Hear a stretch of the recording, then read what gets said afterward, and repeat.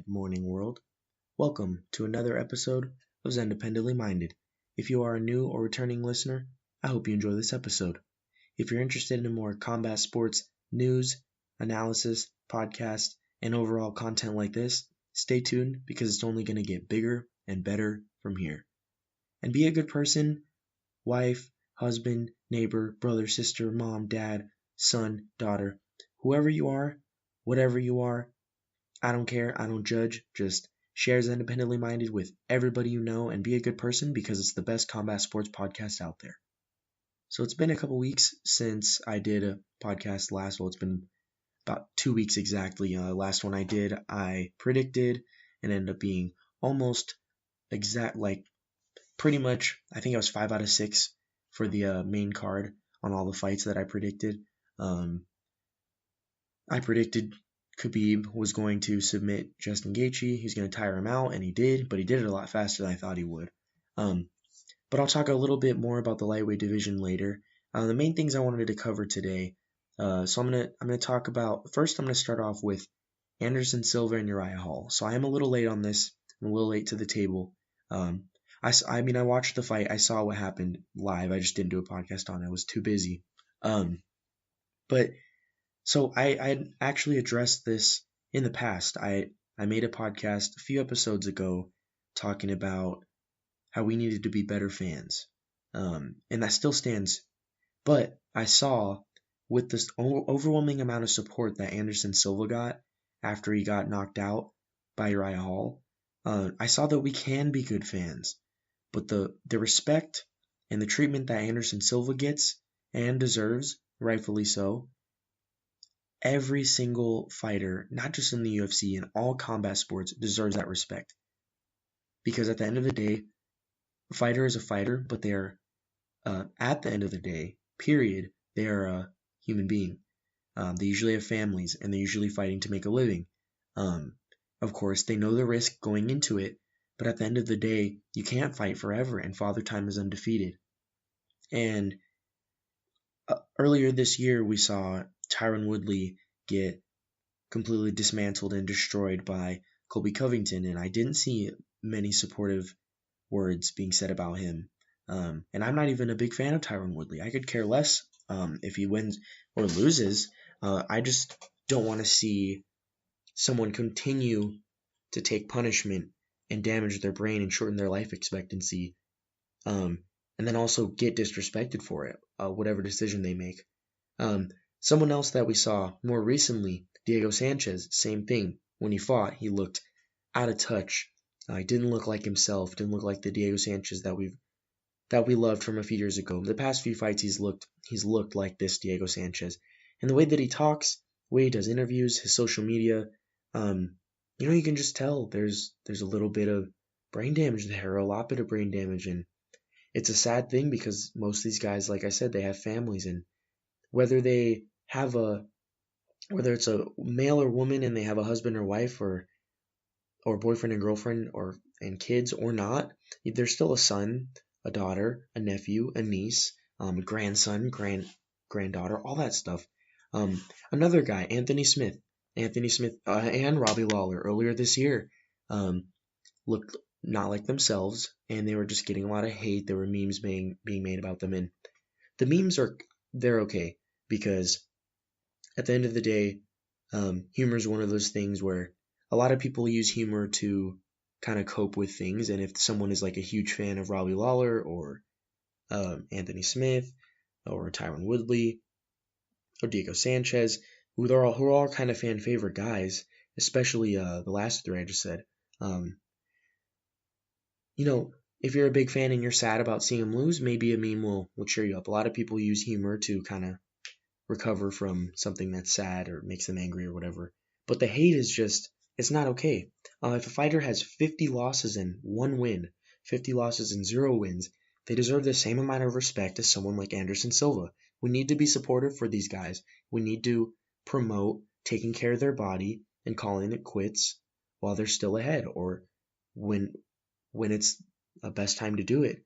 A good example of someone who held on or who were kind of retired when they were still on top, George St. Pierre. You go to boxing, Andre Ward. Andre Ward retired when he was on top. You go to the NFL, Andrew Luck retired while he was still young and still hitting his prime, but he was getting hurt a lot. And this is just something that I hope to see more in the future. And obviously, it sucks when you have a fighter that could be better, but they just haven't looked the same, and it sucks because they get put in tough spots because they got to make money for their family. The only way they've known to make money for their family, if they haven't set up other means of financial security, if they've only been fighting, it's really hard for them to be let go. And then a lot of them, like Diego Sanchez, has a special place in Dana White's heart, and it's hard for him to kind of tell him to stop. Cowboy's another guy this year. Anthony Pettis didn't lose his last fight, but he definitely didn't look like the Showtime that we knew and grew to love. So that's just something I wanted to talk about. Guys, we need to be better fans. It was beautiful to see a lot of people talk about their memories with Anderson Silva and paying respect, like fighters, current fighters, ex-fighters, commentators, fans, family members, people like Chael Sonnen. Chael Sonnen and Anderson Silva had one of the best rivalries in combat sports history, not just the UFC, not just mixed martial arts, combat sports history. So I want to see us be as supportive for Anderson Silva. I want to see us supportive the way we were for Anderson Silva, for all combat sports fans and all athletes out there. And we just need to stop being selfish, and we need to have a little more empathy when it comes to these fighters. Moving on, another thing I wanted to talk about was just it's been talked about a lot. Every single day I see someone make a video about it, or ESPN's talking about it with Ariel Helwani, Chael Sonnen, of course, best combat sports podcast out there besides mine. They've been covering it, talking about the lightweight division. I know right when Khabib retired, I was on Twitter, I was refreshing, I was seeing what people were saying. And a lot of people right away, of course, the thought crossed my mind, but I didn't think that it was the right fight to make yet, or the right title shot to make, was just to make Dustin Poirier and Conor McGregor's fight in January for the vacant lightweight belt. A lot of people agreed with this. Seemed like more people disagreed because, Conor hadn't fought at 155 since 2018 when he got subbed by Khabib. Time before that was 2016 when he beat the crap out of Eddie Alvarez and got the title from him. So a lot of people think Dustin deserves maybe to get another title shot if he gets a win. But there are a lot of, the lightweight division is still the most stacked division in the UFC, even with Khabib possibly retired. Which, by the way, I'm not quite too sold on him retiring. Because when Daniel Cormier retired, he was taken out of the USADA pool immediately because he asked. Henry Cejudo, I think he was taken out of the USADA pool.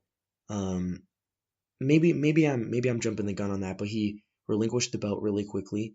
John Jones relinquished the light heavyweight belt really quickly, and Khabib did not relinquish the belt. He is still the champ. As far as I know, he has not been taken out of the USADA testing pool. So I think that he might actually come back and do that 30th fight, whether it be against GSP, which I think is unlikely, whether it be against the winner of, who knows, maybe he'll wait till next year to fight again. He'll kind of take time with his family and set something up, maybe. I'm not saying this is what I want. I'm just talking about possibilities, Khabib could possibly wait and see Tony Ferguson fight Michael Chandler, Justin Gaethje fight Dan Hooker, Conor McGregor fight Dustin Poirier, and then the winners of those fights fight each other. Winner of that fight fights Khabib. It's all kind of been talked about. I don't want to steal anybody's ideas. I don't want to repeat anything that's already been said, but just kind of give my own thoughts. But it kind of summarized all that kind of jumbled mess up. Sorry, it's pretty late here. I just had a few things I wanted to get off my chest with combat sports, and I figured I'd do it. But it is getting late. Anyway, yeah, to finish what I was saying, to kind of summarize all of the alphabet soup I just spewed, I'm not too sold on Khabib being retired yet. I'm gonna have to see him do another interview or maybe confirm it. And the lightweight division is stacked, and we're going to see some great fights. Last I heard, so I'm a little confused now. Dana White was asked about Dustin and Conor, and he said that he thinks it's signed. But the fact that they hadn't put out a poster or a promo or anything kind of had me doubting Dana White. Maybe he's just he doesn't want to lose any momentum with the fight, or maybe there was a genuine miscommunication. But then I guess Dustin Poirier on Twitter was talking. He tagged Dana White, and he was like, give me the right contract, stop messing around. Chael Sonnen was talking about that a little bit. So I don't know if that fight is official, but they need to make that fight official. It'll be another great way to start the year off nice with a good old firework-filled lightweight contender bout. Conor McGregor, Dustin Poirier, fan favorites, biggest name in the sport. Storyline, they got drama. It's a rematch. Years later, Conor retired for the 50th time. It's going to be fun to see, and I hope they make this fight official. We interrupt this awesome podcast with a word from our sponsor. This podcast episode is brought to you by Anchor. If you haven't heard about Anchor before, I'm here to fill you in on the secret. Anchor is the easiest, most efficient, and most stress-free way to make a podcast. They provide you with the tools to record, produce, and even edit your podcast right at the edge of your fingertips or from your computer. Anchor will distribute your podcast to the major podcast platforms like Spotify, Apple Podcast, Google Podcast, and many more. You can also make money from your podcast with no minimum listenership. Anchor has everything you need to help make your voice heard. And best of all, Anchor is free. That's right, it's free. Everyone should have a podcast with Anchor. And if you don't believe me, you're listening to a podcast that was made with Anchor right now. I use Anchor every single time I make a podcast because they're the best podcast platform out there. It's super easy, and it's free. So go ahead and download the free Anchor app or go to anchor.fm to get started. That's anchor.fm. Now, let's get back to the episode. The last thing I wanted to cover was I'm just going to kind of discuss a couple fights and then do a prediction on tomorrow's fight night. Well, it depends on where you are in the United States. It might be in 2 days or 1 day. But for me, here in Europe, it's going to be tomorrow at 4 a.m. Yeah. Sucks going back to, well, I guess last weekend but we were back to the 4 a.m. fight nights and pay-per-view, like the normal time schedule. But it was nice getting to watch the Khabib and Gaethje fight at 10 o'clock at night. So I was still awake. Didn't have to set an alarm. But anyway, this fight night card has a couple good fights on it. Couple that I'm going to discuss, just 2 or 3 of them. So Claudia Gadelha is fighting again. She's fighting Jan Gionen. I hope I said that right. So Claudia is a kind of a little bit of a fan favorite. Depends on who you talk to. She's not the most exciting fighter. She only has one finish in the UFC, and she's been in the UFC for about 5 or 6, maybe 7 years, I believe. She's a decision machine, but she's a cool fighter. She likes to, she pours it on a lot. She's got a lot of pressure. Obviously, she was able to outstrike and outmatch Angela Hill, which is not an easy feat at all. And she throws in the takedowns. She does have one submission. She attempts a lot of takedowns, and she's a pretty good fighter, and it's going to be interesting to see if she can hold her own and stand her ground against Jan Gionen. Gionen only has 2 fights in the UFC, but she did beat Angela Hill, so they both fighters have that in common because they both beat her recently. And then Gionen actually also beat Carolina Kowalkiewicz. I'm not even going to pretend like I said that right, but in that fight, Gionen showed a pretty superior ground game. Like, it was very superior. She outstruck Carolina 3-1 in that fight, and she just she kept getting her with the takedown. So it's going to be an interesting fight. I think we're going to see some jiu-jitsu and see some ground game and little bit of stand up. It should be a fun one. I'm not sure to predict with this one, but I think I'm going to be leaning more towards Claudia because she has the experience over Gionin. Moving up to the co-main event, the legend Andrei Arlovsky is fighting Tanner Boser. So this is what I'm expecting to be. I'm expecting this fight to be Andrei Arlovsky's final bout, at least in the UFC. He's a legend, but he's been a little suspect and a little rough the past few fights that he's had. He did get a decision win over Philip Lins his last time out. Wasn't anything spectacular, but before that, he got knocked out by Drazenko Rosenstruck. He got a couple decision wins over other fighters. And he hasn't looked the same, of course, but that happens when you've been fighting at heavyweight and you've been in the UFC, and you made your UFC debut back in the year 2000 when I was 1 year old. And Tanner's coming off of 2 straight knockouts. He's the younger fighter. He's the fresher fighter. I'm sure he's got a lot of respect for Pitbull, but ultimately I think Tanner's going to come in and I think he's going to probably knock Arlovsky down a couple times, if not finish him pretty early in the first round or the end of the second round, or the beginning of the second round, I mean. Moving on to the light heavyweight main event between Thiago Santos and Glover Teixeira. This is a fight that may produce the next lightweight contender, pretty much. I don't know why I'm stuttering with that, but Glover Teixeira obviously had that kind of surprising and insane ground and pound, just straight up beating of Anthony Smith back in May. That was really crazy. There's a lot of controversy there. Glover has actually been on a tear recently.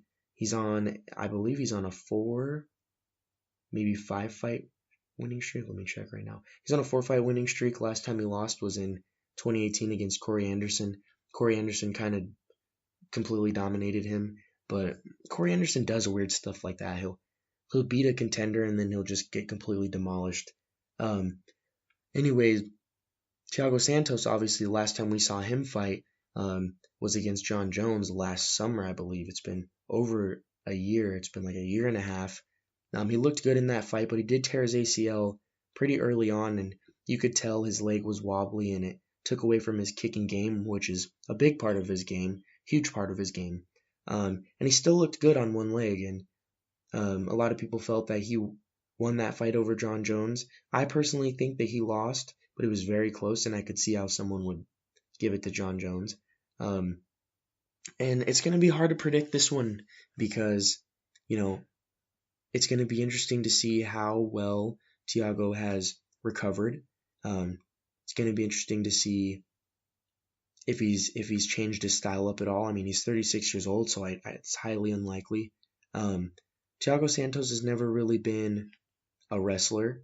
And Glover Teixeira, I wouldn't say he's a wrestler because he got out-wrestled by